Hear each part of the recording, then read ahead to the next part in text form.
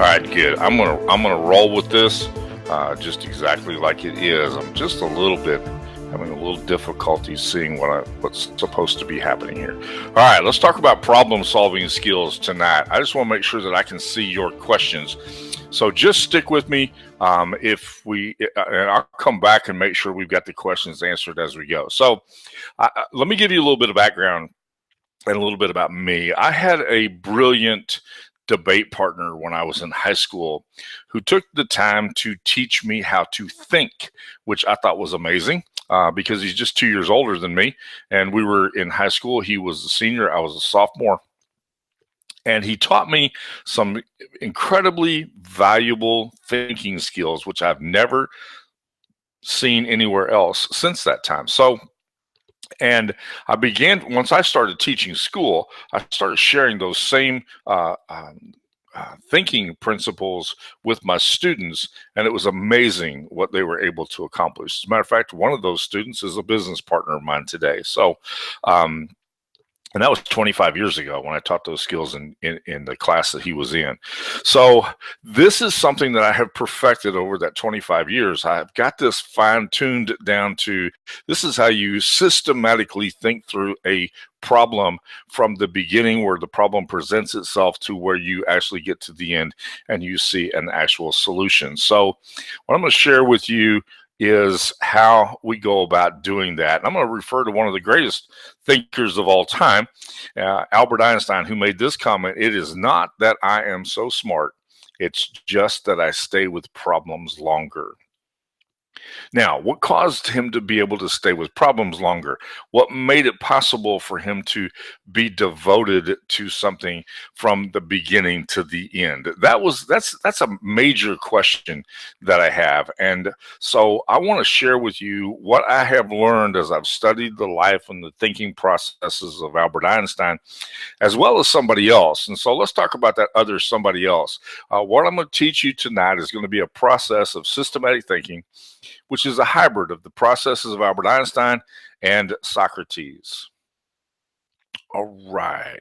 I just got a note from someone who said that they didn't get the link. So let me grab this link and send it to him. And as we do this, so we're talking about the thinking process of Albert Einstein and Socrates. So those are the two people that we'll be referring to frequently. Now, we don't have the quotes from Socrates, so I'm going to have to give you we're going to learn to question like Socrates, and we're going to learn how to use imagination and creativity like Einstein. So we'll put those two processes together, and as we put those processes together, you're going to see the value that comes with that. But before we begin, there's some things I have to share with you before we begin. And the first thing is I'm going to teach you some business laws, some laws of thinking, some laws that are fundamentally built into our everyday lives. Part of the way that the universe is designed, part of the way that things just work. And these are designed by the creator into the universe to accomplish specific purposes. Now, the better we understand those laws, the easier it will be for us to think. So I'm going to run through some brief laws here. I'm just going to give you a brief overview of the law, and then you're going to see how that plays out in developing a systematic solution for problems. The first one is the law of averages. The more times that a thing is done, the greater the likelihood that you will get the desired result. The reason why I say you have to have a system for thinking is because that you're doing the same things over and over and over again. And just simply by playing the law of averages, you're going to have a greater likelihood of getting the result that you desire. So that's the reason why a system becomes so important. If a thing is done poorly, even if it's done enough times, it will improve by the sheer law of averages. So one of the laws that we're going to utilize in developing a system for solving problems is the law of averages. The next law I want you to look at is the law of evidence. The law of evidence. The object is to get all of the facts. Now, this comes from a very complicated quote from Napoleon Hill. but I've tried to make it a little bit simpler. So listen carefully to what I'm about to say. You will do well if, in the absence of proven facts, you base your judgment only upon those things supported by evidence and of no harm to other people. So in other words, when in the absence of all of the facts, only deal with the things that have evidence attached to them, only those things that are supported by actual evidence. And don't allow yourself to get caught up into something that would be harmful thinking to somebody else. So the law of evidence, you've got to get all of the facts, but you don't always get all of them at the same time, and you can't support all of them by evidence at the same time.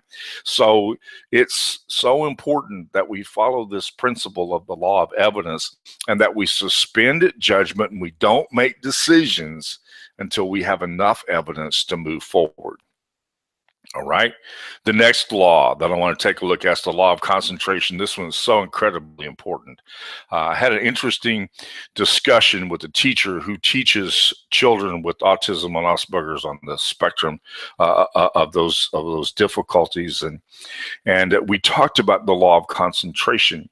She was using writing as a means of helping her students to develop their thinking processes, and so we began to discuss the need for the law of concentration. And what that is the act of focusing the mind upon a given desire until the way and the means for its realization have been worked out and successfully put into operation. In other words, I just wanted her to take her young students and have them begin to concentrate so deeply that it's not just a pretty glass. It's a glass that has been etched. It's a glass that the light glistens off of. It's a glass that causes the light to refract in various ways. And so you begin to concentrate and you focus your mind upon something until you successfully work out and put into operation the desired outcome. And there are two key elements for the components, or there are two key components of concentration. The first one is habit. And that's the reason why I say you have to have a system for thinking. It's a system, it's a habit. It's something that I do on a regular basis. It's something that I do consistently. It's something that I do every time it becomes a habit. How many times have you thought about using habit as it applies to thinking? Do you develop habits for thinking? Very important. So the first key component of concentration is you have to have a habit. Second thing is to have a proper environment. I'm kind of a nutcase about environment. I have certain things that I have surrounded myself with, and I feel like they almost have to be present. And I have two books that I keep with me everywhere, and they have absolutely nothing to do with anything that I do. But one of them is called Workshops, Jigs, and Fixtures. And there is page after page after page of the greatest stuff I've ever seen in my life. A guy taking a table saw and using it to cut a circle. That takes incredible creativity to take a saw that was designed to cut a perfect straight line and use it to cut a circle. Just causes me to think in a different way. Causes me to realize I haven't concentrated to the point that I would like to. And so that's part of my environment. I have a particular style of ink pen that I love to use, and that has to be part of my environment.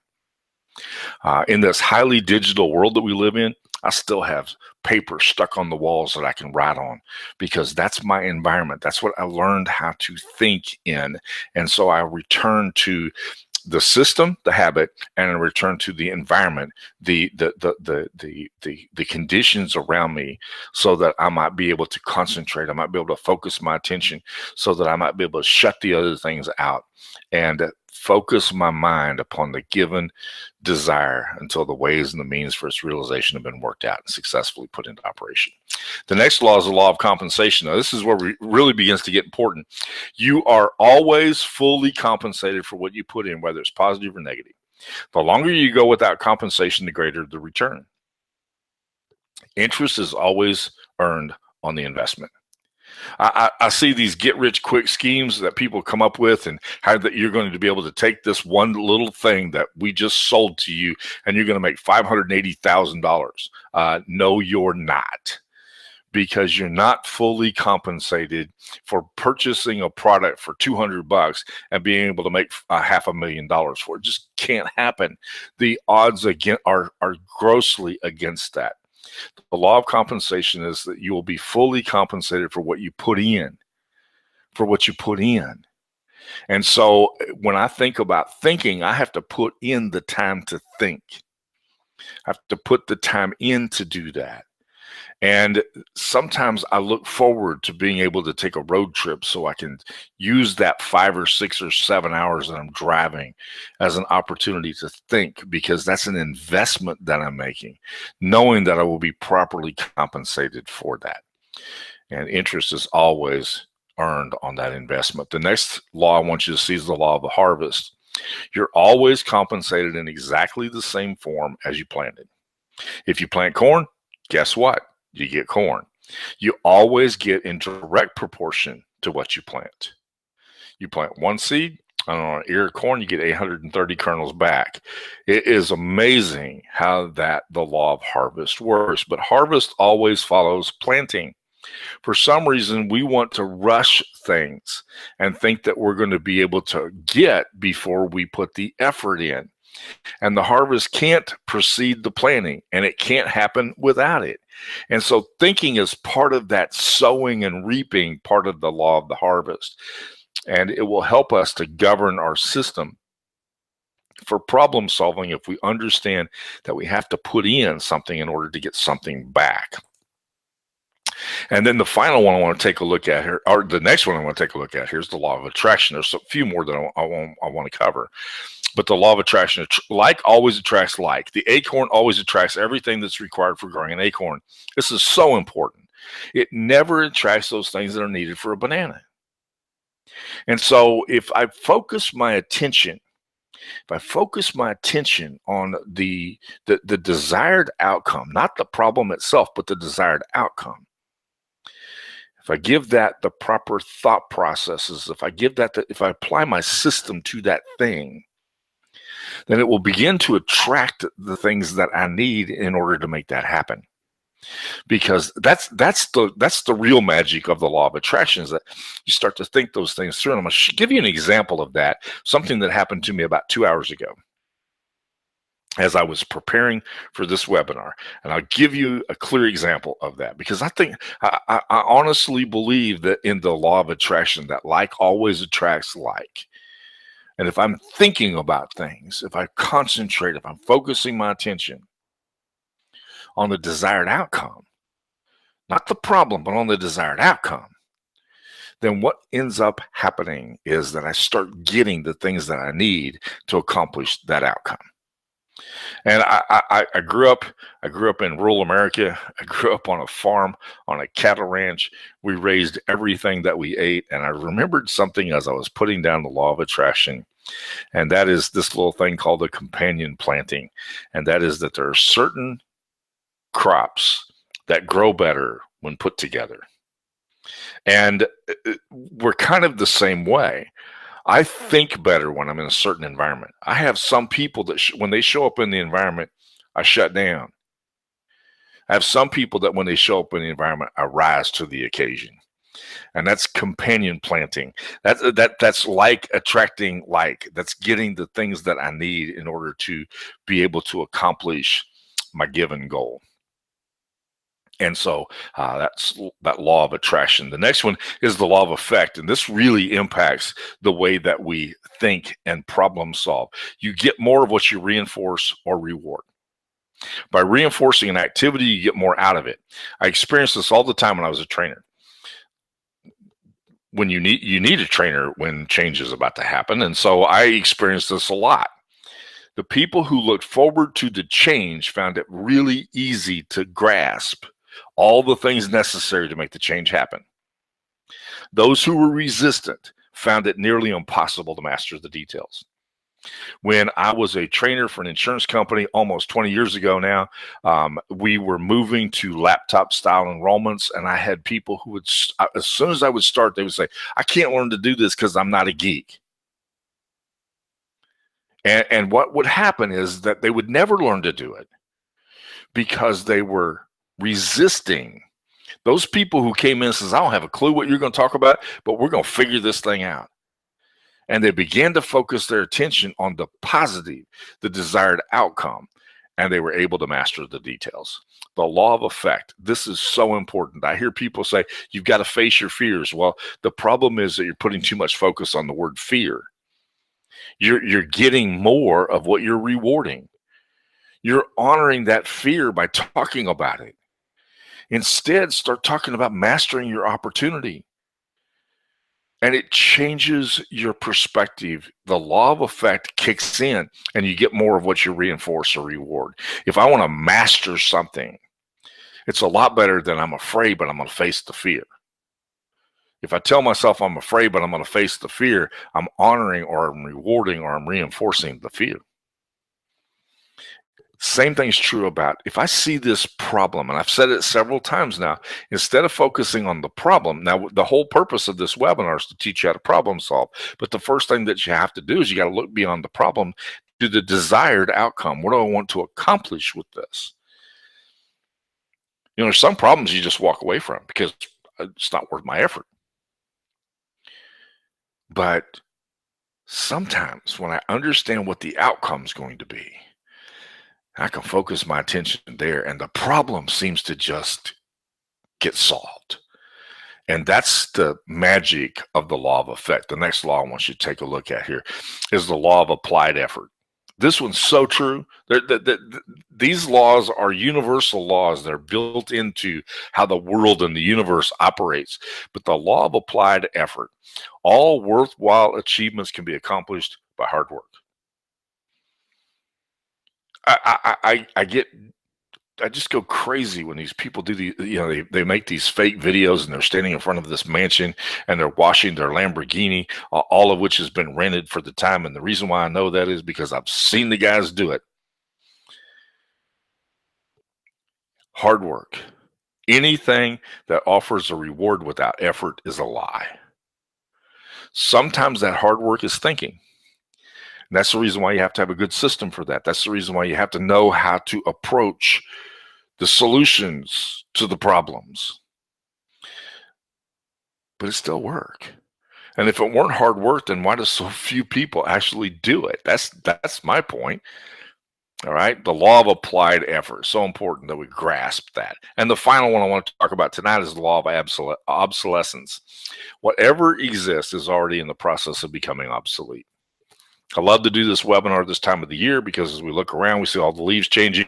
We see snow starting to fall. Everything that all the grass starts to turn brown. All the stuff that was once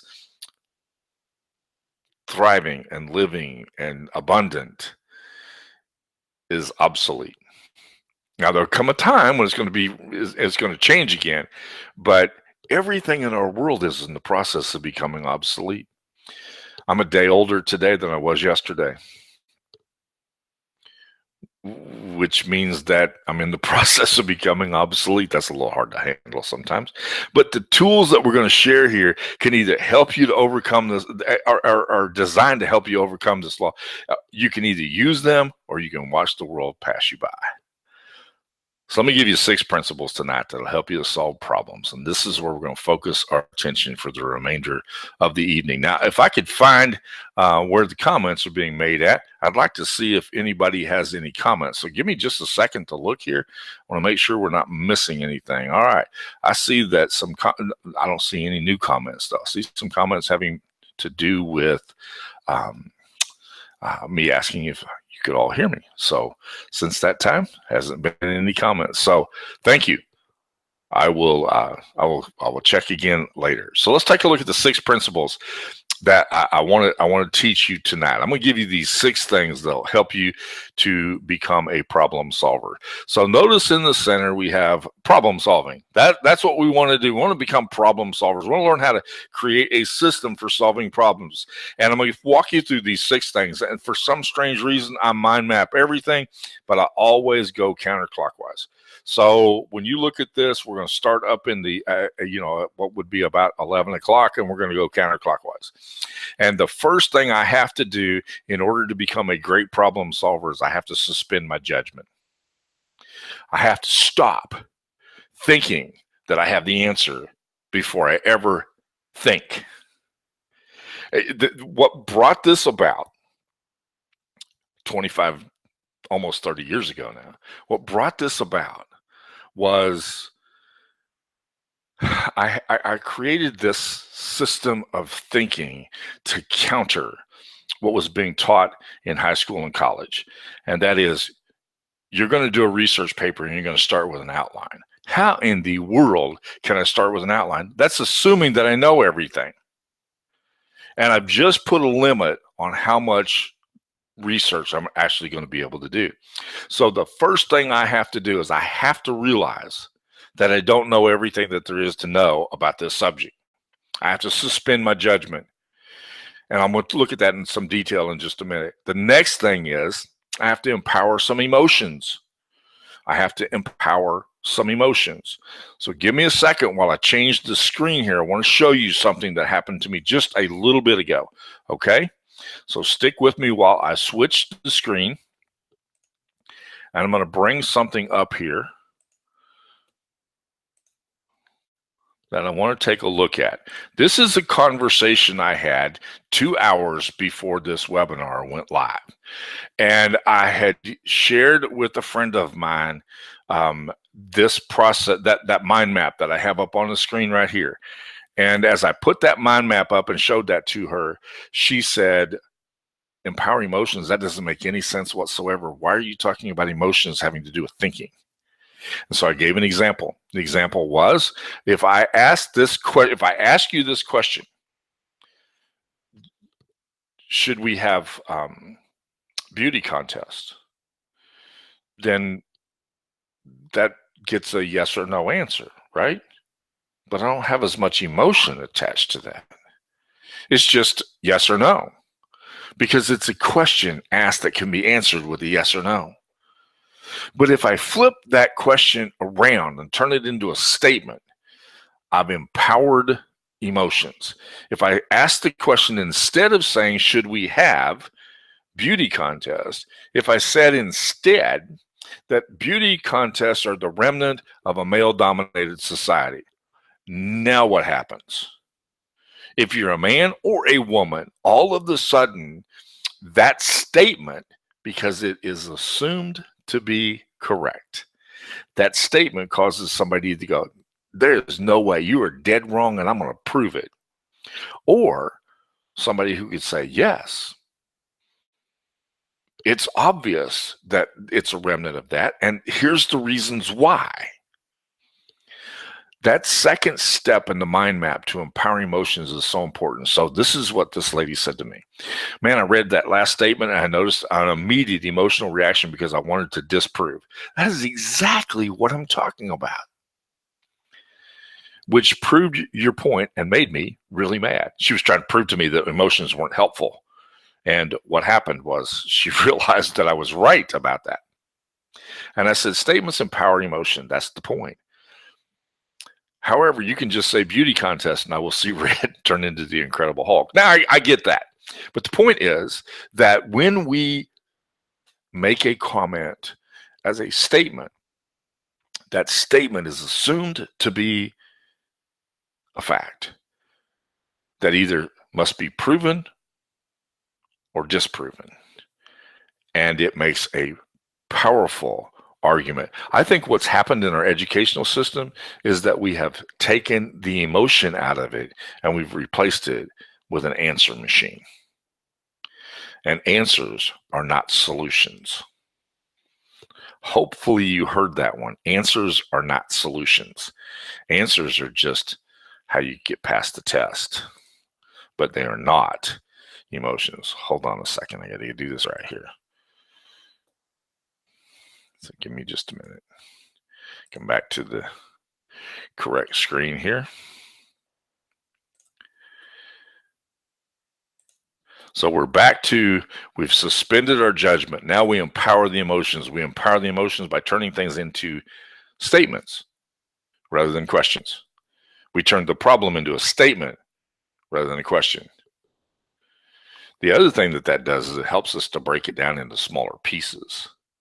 Okay, we'll talk about that more at another time. The number three, the third thing that I need to be able to do is I start questioning everything. I start questioning everything. Now, I have a process that I use, and I use it every single time. My wife can walk home and she can see all these writing on the wall. I mean, all over the place. And she'll say, oh, somebody had a problem today and you're trying to solve it. Yep, that's exactly what I do. And I have a system that I follow from beginning to end. And number three in that system is to question everything. I'll show you what that means in just a minute. Then the fourth thing is that we're going to discover the answers.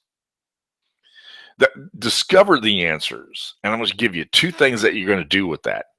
Two things that you can do with discovering the answers that'll be incredibly powerful for you.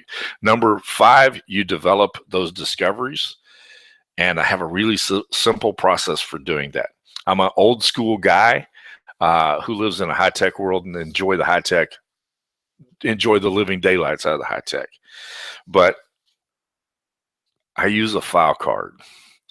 And I answer the questions. I give them the things that they need, and then I put the answers on the file cards, and I begin to arrange them because I can move them around, and I can arrange them again, and I can look for holes, and I can find gaps, and I can do things. That's developing the discovery. We'll talk about that in just a minute. And then finally, I perfect the solutions. I perfect the solutions. I focus my attention. I polish that. I make it better. I understand where those solutions plug in at. I look for gaps. The most amazing thing is when you find questions that don't have answers, then you have a product that the public may need. Okay, so there's some really cool stuff that you can do around these 6 principles for problem solving. This system has 6 steps involved in it, and you follow them from beginning to end. But notice that the perfect the solutions goes back to the problem solving, because what happens is that you take that through that process. Remember the law of obsolescence? The law of obsolescence tells me that whatever that is may be in the process of going obsolete. And so I've got to look down the road. I've got to figure out what's going to happen next. How did we get from here to there? And we take that to the next step. But those 6 principles, let's take a look at them in detail, okay? First one, suspend judgment. 3 things to keep in mind here. You're looking for accurate thoughts. Accurate thoughts. Accurate thinking is so important. We have too much false information that's going on in our world today. We have too much fake news. We have too much stuff that gets shared. And when people Google things, what they find out is what's been popular, not what's correct. And so accurate thinking is extremely important. All of us have biases. All of us have a bias. All of us have things that affect and impact and alter our ability to be able to handle accurate thinking. And I have later, I'm going to give this to you. I'm not going to give it to you tonight, but later I'm going to give to you an affirmation that I use every time I have to tackle a problem. And it basically goes like this. I, Eric Mulford, realize I don't know everything there is to know about this subject. But what I'm going to do is I'm going to pursue it thoroughly. I'm going to look at all of the evidence and I'm going to seek out the accuracy of the truth, even if it takes me someplace other than where I thought I was going to go. And that affirmation helps me to deal with the importance of the accuracy of thinking, helps me to deal with the biases. And then the third thing, this is so important. I call this the change factor. All of us have had that experience where somebody, something, something came along that changed our mind. We've all had some point in our life where somebody, something changed our mind. I had that moment in my life when I was a freshman in high school. And I was determined that I was going to ruin the career of my high school principal. He was determined he was going to turn me around. And thankfully, he won. And remember the law of reward and the law of effect, which is you get more of what you reward. He became, after high school, he became one of my best friends. And I frequently thanked him. And we would have these times when we would get together and we would hang out and we would talk about what caused him to have that thought, what caused him to look beyond my fault and see somebody that was worth spending some time with, to see somebody that was worth pouring his life into.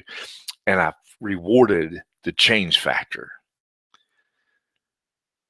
If you learn to reward those things that change your thinking, you'll get more of what you reward. That's the reason why I went through those laws first, because when you understand them, then you can apply each one of these 6 steps to accurately going through the system for solving problems. Herbert Spencer said this, and I love this. I've heard this multitude of times, but I've been using this for more than 20 years. There is a principle, which is a bar against all information, which is proof against all argument, and which cannot fail to keep a man in everlasting ignorance. This principle is contempt prior to examination. Solomon said it like this: a fool answers a matter before he hears it.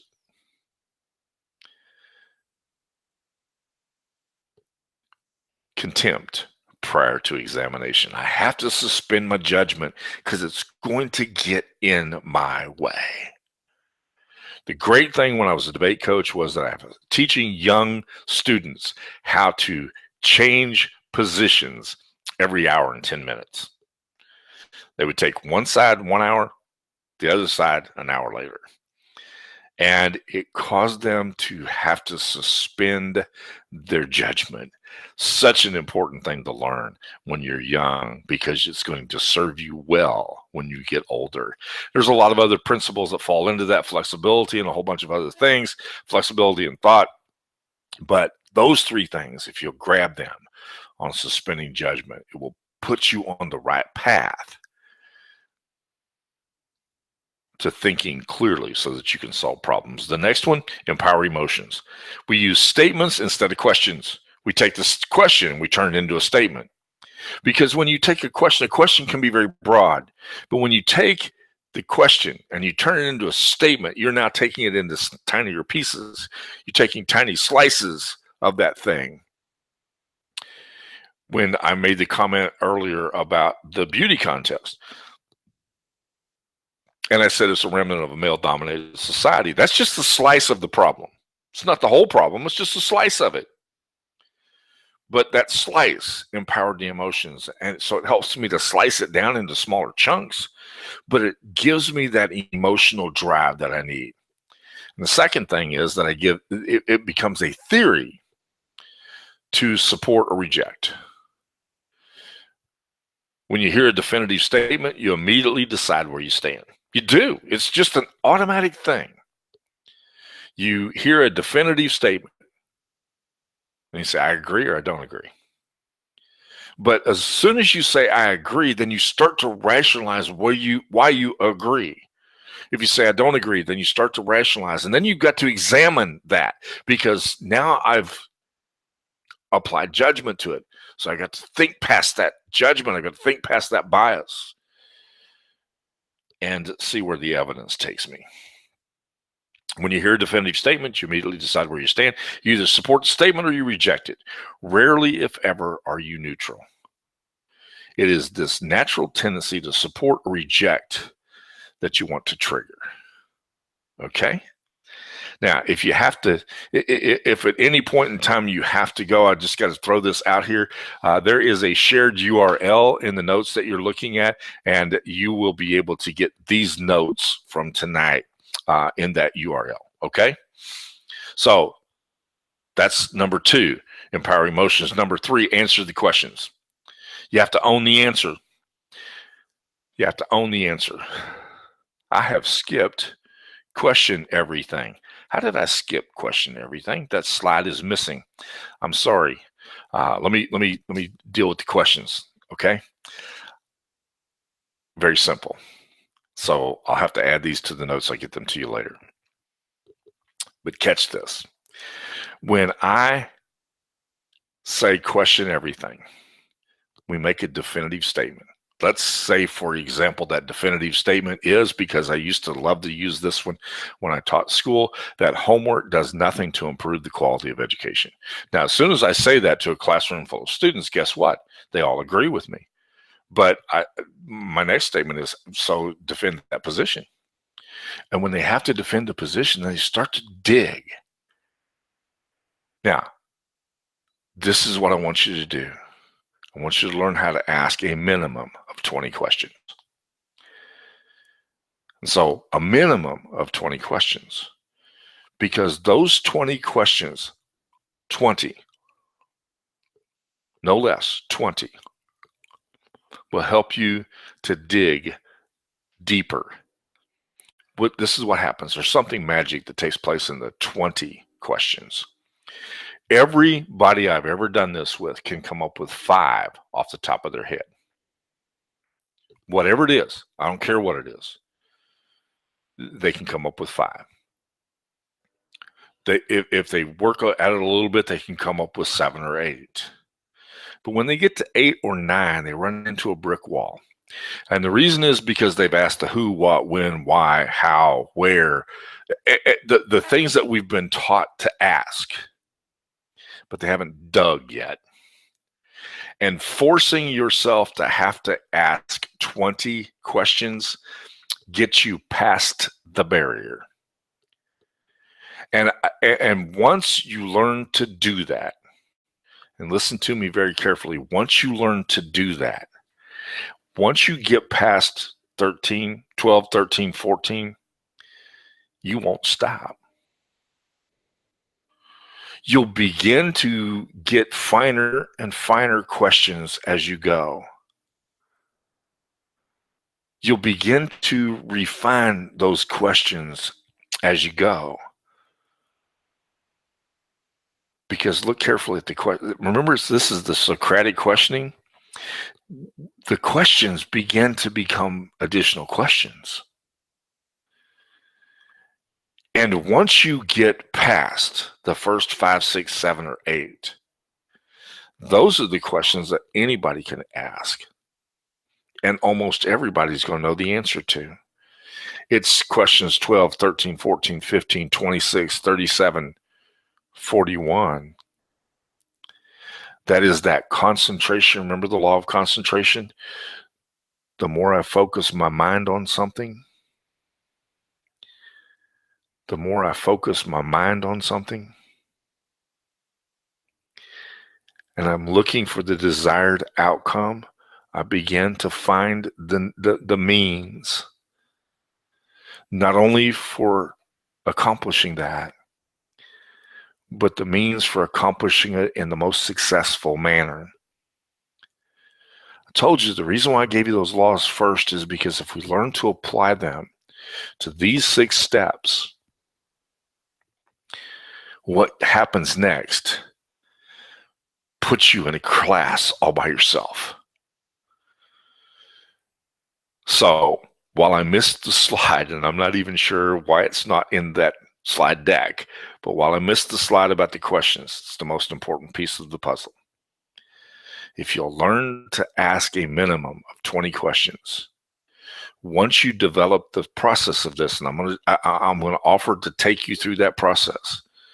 Once you learn to do that, you will find yourself easily coming up with 20 questions in less than 20 minutes.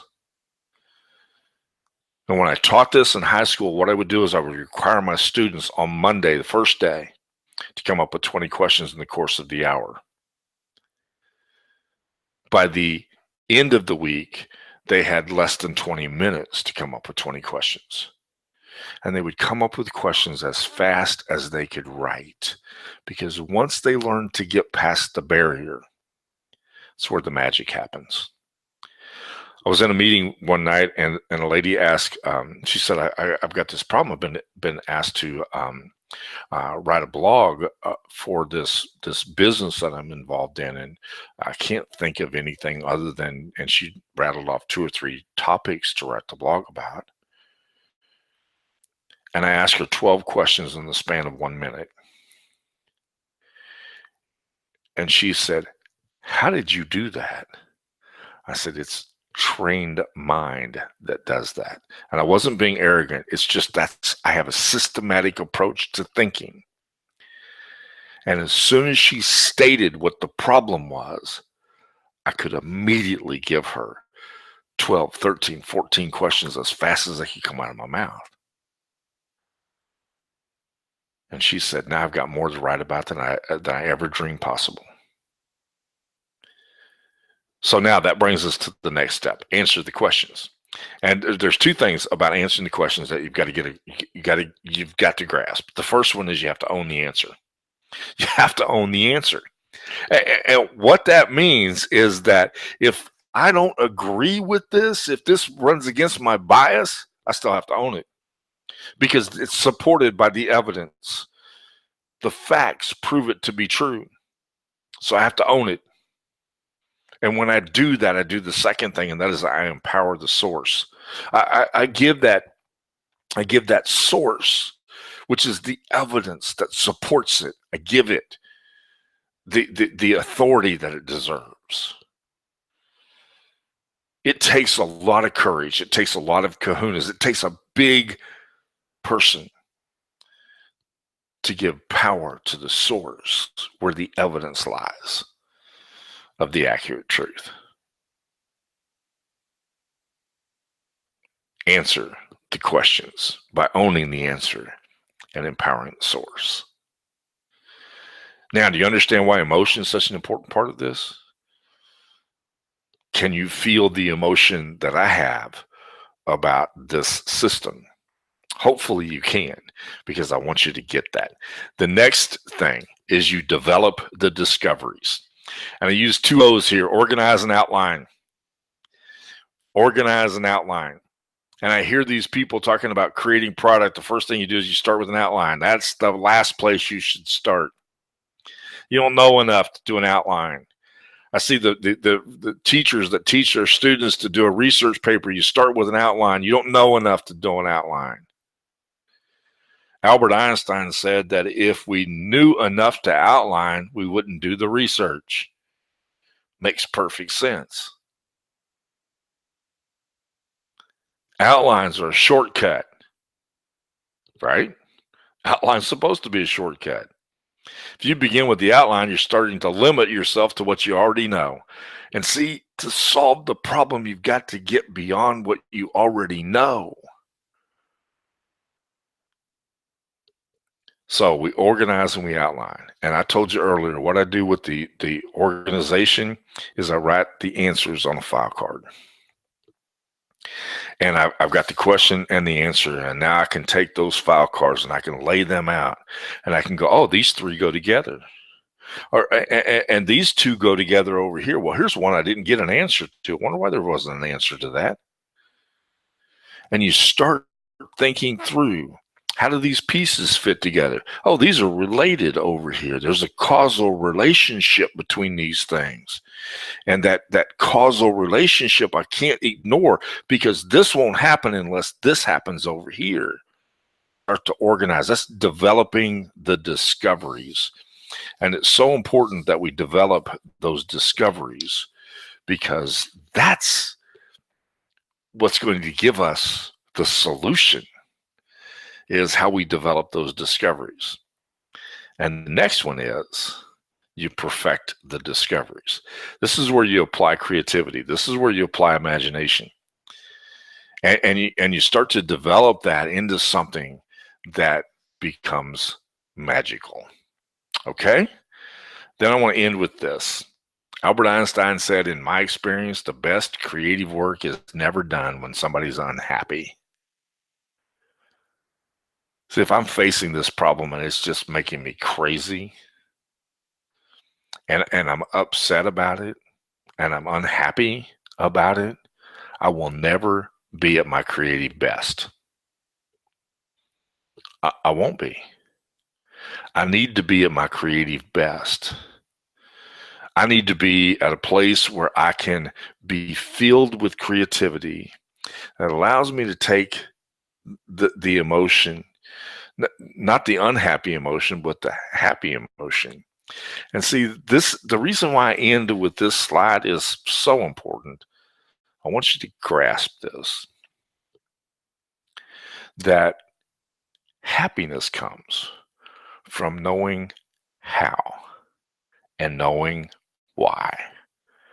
If I can give you a system of thought that you can apply no matter what you run into, then I know the moment that thing comes up and I run into that problem, whatever it is, or I always call it the presenting problem. You know, the problem shows up like an armored guard. And I already know I've got a system that's bigger than you. I've got a system that's more powerful than you. I've got a system that can take you out. And I'm going to apply that system, and you're going to melt in its presence. Then I approach those problems one very happy hippie, right? Because then all of the imagination and all the creativity can come flowing in, and I can do my best work because I know that I have a system that when I apply the system, the problem's going to shrink, and I'll be able to achieve the solution, the desired outcome that's just beyond that armed guard that's standing at the door calling itself the presenting problem. Because I've got a solution that can do that. I've got a system that can do that, and that can lead me past the guard to the solution that's down the road. Okay, I'm going to check the comments again and see if anybody has a comment here that I need to address. All right, the last comments that I see from anybody have to do with you being able to hear my voice. So if you don't mind, please say something in the comment box so I will know that you are hearing, that you are still with me, okay?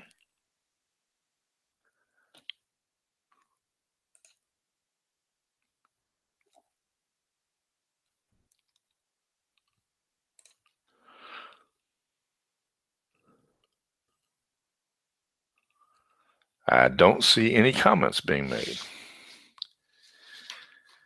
And I obviously am going to have to find a solution to this, or this webinar platform is not going to work well for me.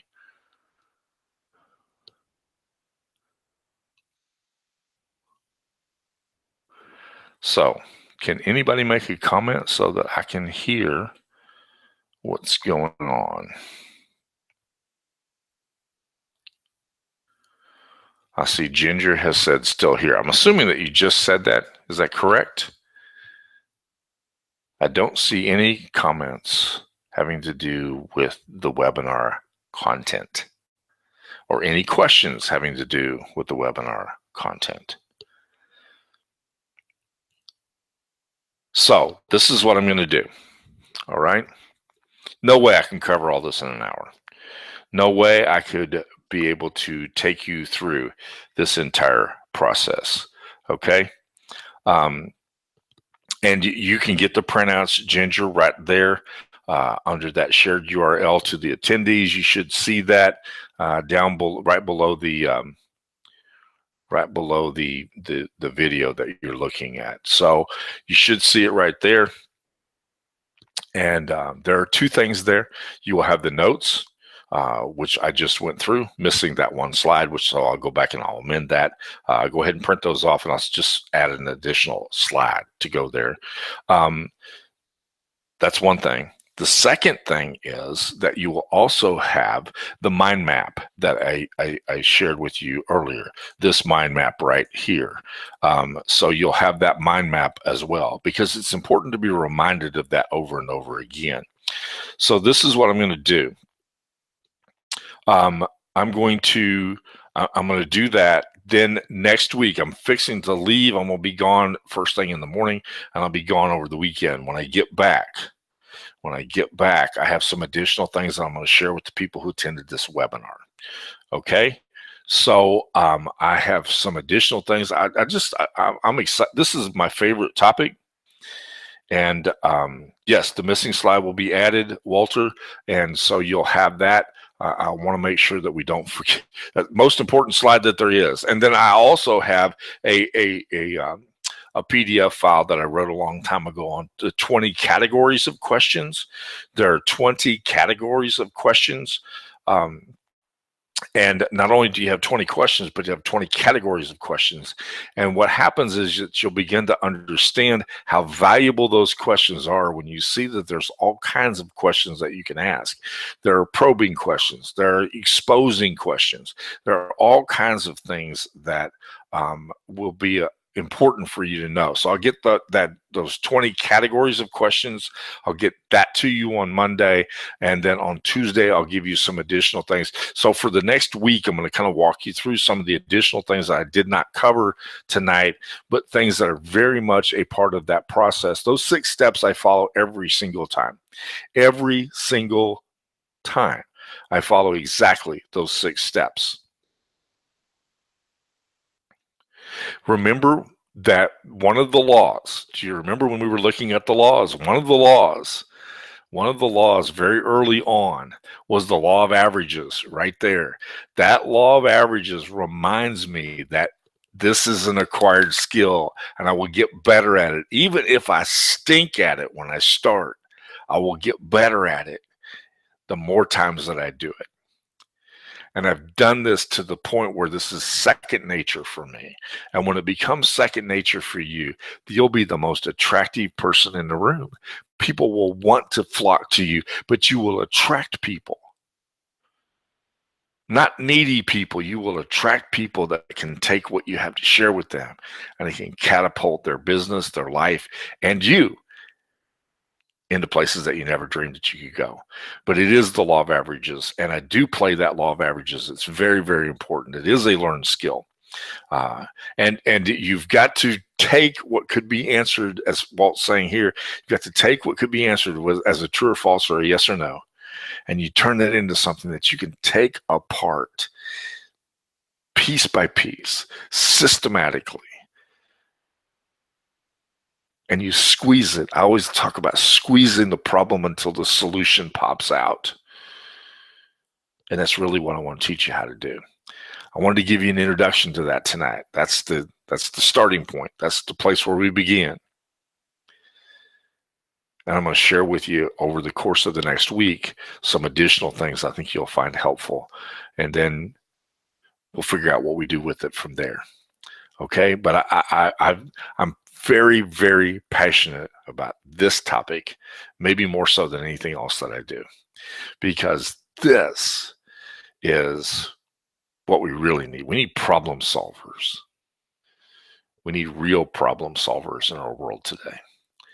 And the reason why we don't have problem solvers is because people ignore these laws. They forget that they apply.